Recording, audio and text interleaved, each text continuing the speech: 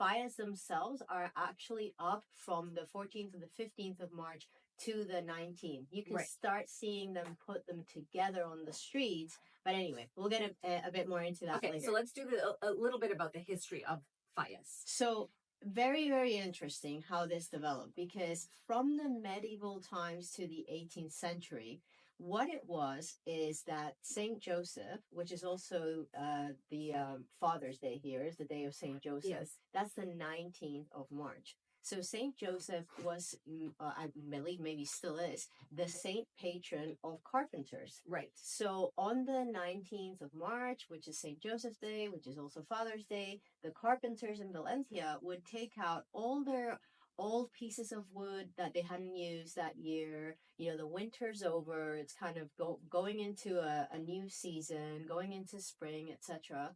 And they would put like a little bonfire together and just burn it off.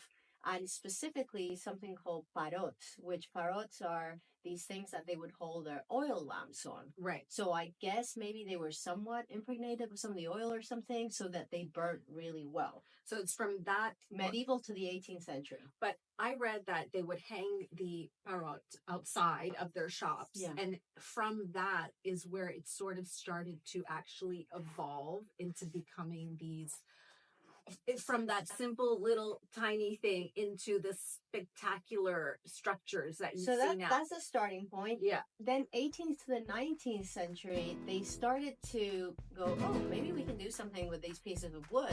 Right.